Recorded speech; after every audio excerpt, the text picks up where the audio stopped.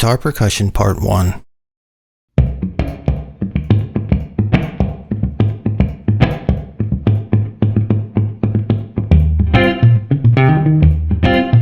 What is guitar percussion?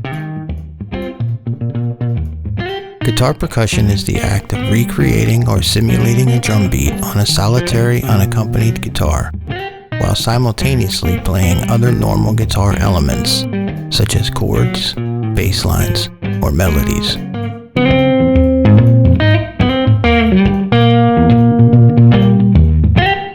The goal of this class is to grasp the first part and show you how to get started as your own picking hand drummer.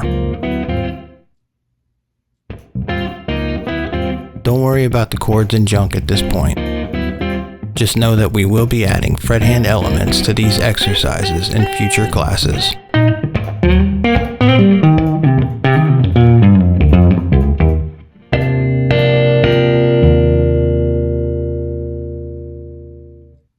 Why learn guitar percussion? As a solo act, without a drummer or bassist, it falls to the guitarist to accompany themselves and create a rhythm section of their own on the strings of the guitar. If you are not interested in playing solo fingerstyle guitar, then, at the very least, guitar percussion will bolster your timing and flow with music in general. Guitar percussion is all about instilling the guitarist with a stronger, more fundamental understanding of rhythm, its mathematical patterns of movement, and how they can be applied to the guitar, whether you're working as a solo or as part of an ensemble. Two key elements of a drum beat. The two key elements of a drum beat that we will tackle in guitar percussion are the downbeat and the backbeat. In the simplest terms of Western music, the bass or kick drum traditionally falls on the downbeat, beats 1 and 3.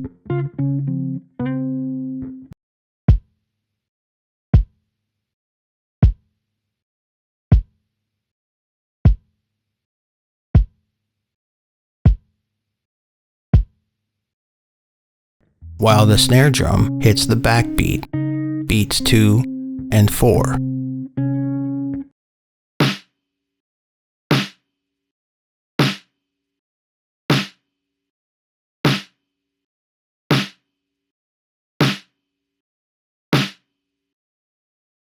Though there are other elements of a drum kit, like the hi-hat, the toms, the floor tom, or the cymbal, we will only be emulating the bass and snare drums on the guitar for this class. When learning guitar percussion, it is crucial to familiarize ourselves with the bass drum. Though it's often hard to hear in the mix of a recording, we must learn to listen for the bass drum and follow it throughout the course of a tune to see how it pushes the groove back and forth, to and fro. Let's listen to a drum beat in the context of a song clip to see how the bass drum sits in the mix. First, we'll hear the drums by themselves. Second, the drums with bass. Then finally, the drums with all of the other instruments added.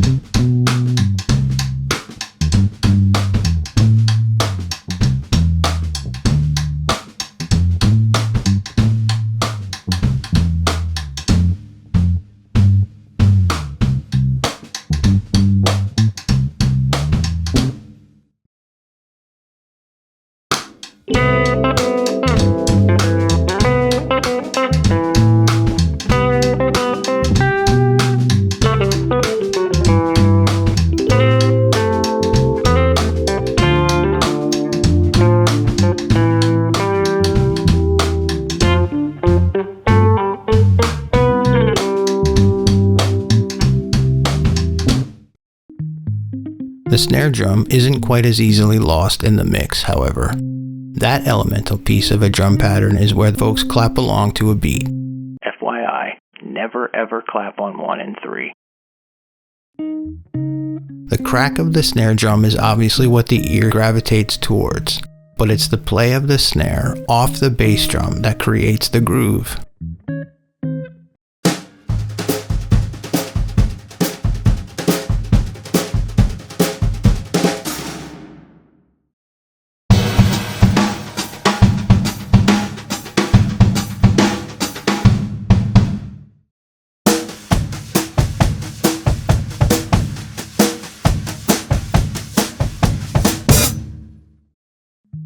And that will bring us to the first guitar percussion technique in this class.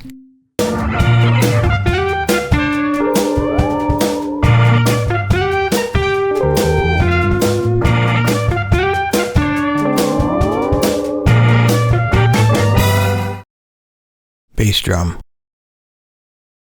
The bass drum is the anchor of a drum beat, so therefore the thumb is the anchor of guitar percussion. Since it serves as our bass drum and ultimate timekeeper, the thumb is truly the center of this method. Let's first assign the thumb the singular task of being our bass drum and covering beats 1 and/or 3 of every measure. We'll start off with a series of quarter and eighth note downbeat patterns, plucking our lowest string with a downstroke of the thumb that is parallel to the strings, like so.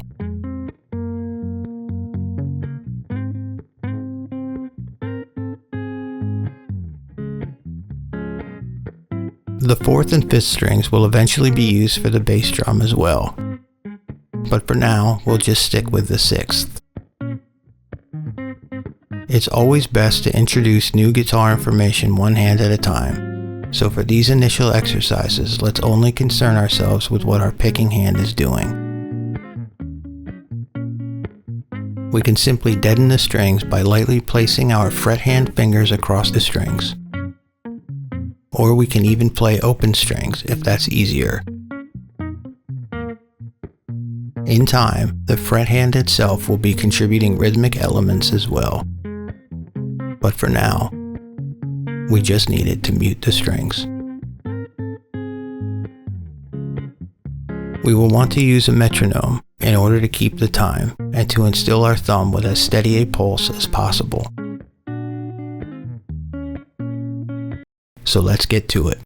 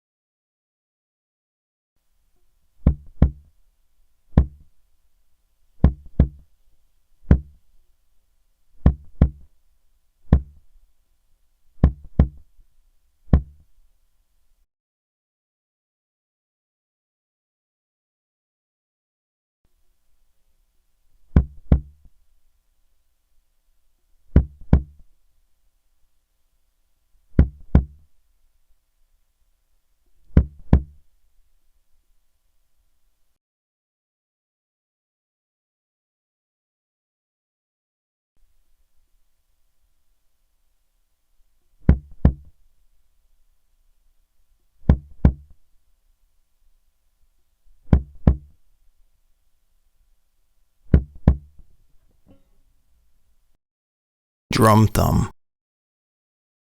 The next guitar percussion technique we'll study is called Drum-Thumb, and it entails using the thumb to act as the snare drum and hit the backbeat on beats 2 and 4.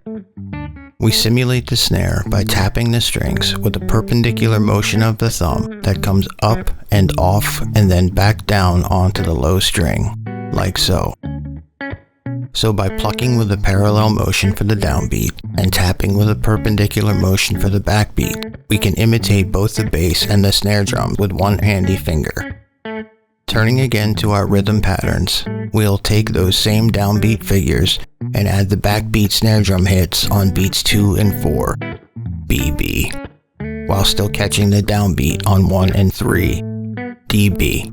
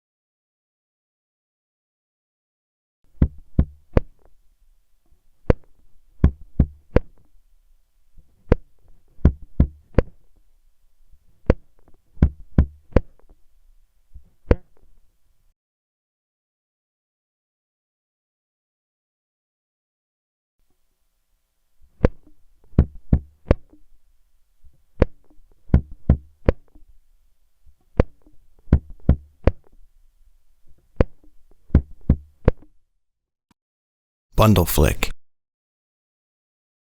BundleFlick is the act of gathering the index, middle, and ring fingers of the picking hand together and flipping them outward in a quick, concise motion across the strings to further replicate the snare drum.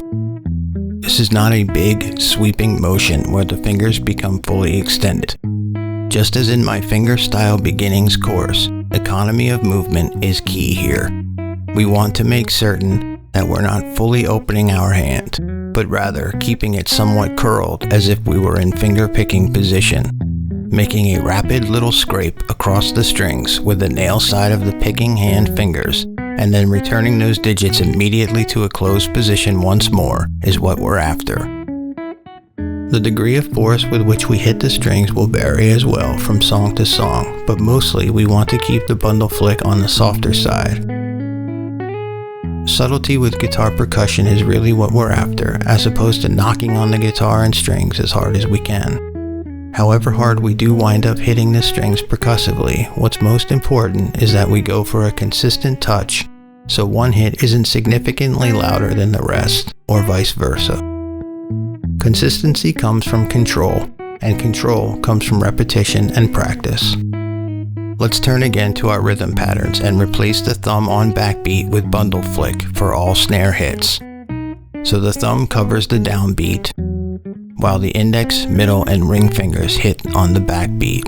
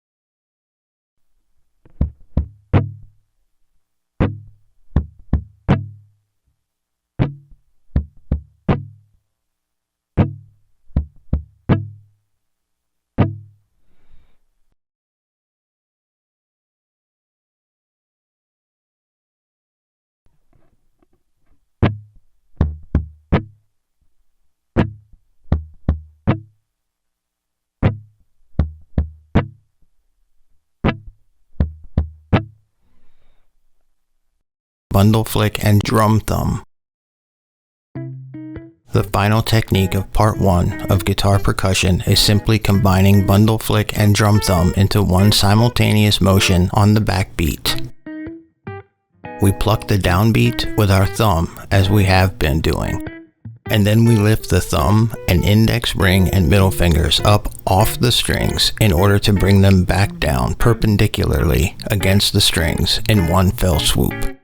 Note, we're only lifting from our wrist, not our entire forearm, which ought to stay quite attached to the body of the guitar. As with other guitar percussion techniques, we're keeping movements minimal and focused. You will most likely notice an obvious difference in volume and intensity between each of the 3 snare techniques. Different combinations of Drum-Thumb and BundleFlick can happen at multiple times within an arrangement. It all depends on what is happening with the chords or melody or bass line at any given moment.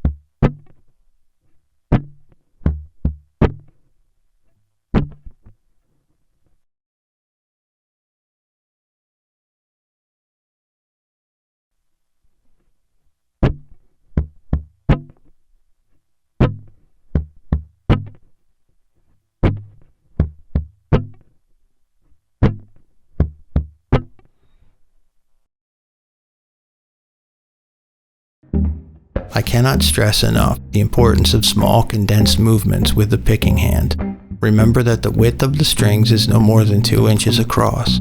We may have a lot to do with the picking hand, but we do not have a lot of physical ground to cover in order to accomplish it.